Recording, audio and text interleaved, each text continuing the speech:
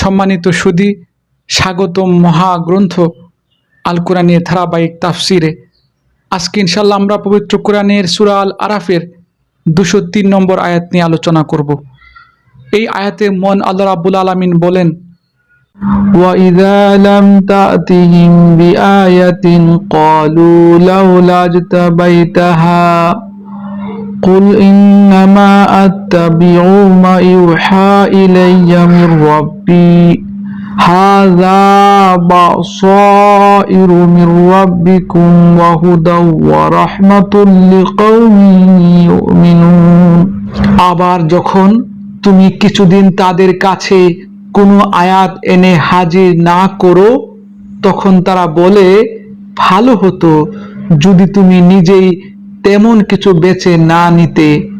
তুমি বলো, আমি তো শুধু তারই অনুসরণ করি যা আমার মালিকের কাছ থেকে আমার কাছে নাজিল হয়, আর এ কোরআন হচ্ছে তোমাদের মালিকের কাছ থেকে নাজিল করা অন্তর্দৃষ্টি সম্পন্ন নিদর্শন।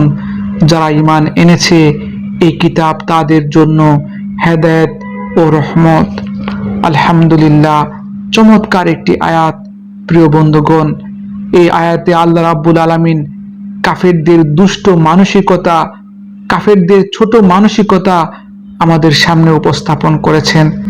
আসলে কুরাইশের মুশরিকরা রাসূল সাল্লাল্লাহু আলাইহি সাল্লামকে বারবার ব্যঙ্গ করে বলতো, তুমি নিজে থেকে কেন নতুন আয়াত বানিয়ে আনতে পারো না? তুমি নিজে থেকে কেন নতুন নতুন সূরা নাজিল করো না? আবার কখনো কখনো তারা বলতো, তুমি যদি সত্যিকারের নবী হও তাহলে যখন আমরা চাবো তখন তুমি নতুন কোনো মুজিজা বা আয়াত আমাদের সামনে হাজির করবে। আবার যখন রাসূলের কাছে কয়েকদিন আল্লাহর বাণী পৌঁছতে বিরতি থাকতো, তখন তারা বলতো, হে মুহাম্মদ, কি হলো, এখন আর নতুন কোনো আয়াত আসছে না যে? তুমি যদি সত্যি নবী হও তাহলে তুমি নিজেই নতুন কিছু বানিয়ে নিয়ে আসো।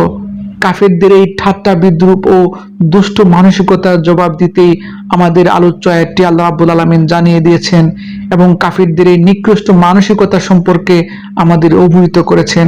প্রিয় বন্ধুগণ, এই আয়াতের মূল শিক্ষা হলো রাসূল সাল্লাল্লাহু আলাইহি সাল্লাম কোনোদিন নিজের ইচ্ছায় কোনো আয়াত আনেননি, নিজের ইচ্ছায় কোনো বিধান আনেননি।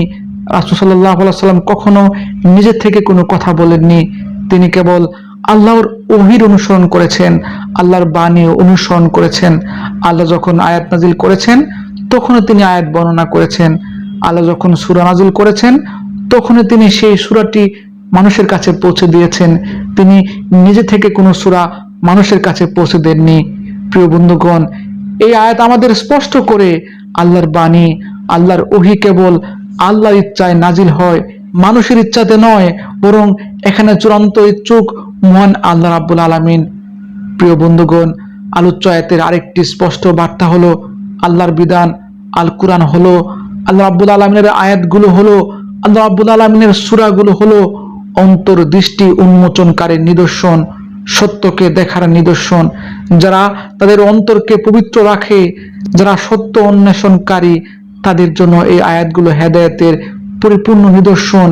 এই আয়াতগুলো থেকে তারা গভীর অন্তর্দৃষ্টি লাভ করে, শান্তি লাভ করে, সমৃদ্ধি লাভ করে এবং জান্নাতের পথের দিশা পায়। ঠিক বিপরীতভাবে আল্লাহর বাণী কাফেরদের কাছে অজুহাত ছাড়া কিছু নয়। কাফেররা হয়তো আল্লাহর বাণীকে মিথ্যা ভাবছে, আল্লাহর বাণীকে প্রতারণা ভাবছে, কিন্তু তারা বুঝতে পারছে না সত্যকে অস্বীকার করে তারা নিজেরাই মহা বিপদে পতিত হতে যাচ্ছে। কিয়ামতের দিন তারা হারে হারে টের পাবে আল্লাহ রাব্বুল আলামিনের বাণী পরিত্যাগ করার ভয়াবহ পরিণতি কি হতে পারে। আল্লাহ রাব্বুল আলামিন আমাকে সহ আপনাদের সবাইকে আজকের আলোচ্য আয়াতের শিক্ষা হৃদয়ে ধারণ করার তৌফিক দান করুন। এই প্রত্যাশা এখানে শেষ করছি। ধন্যবাদ।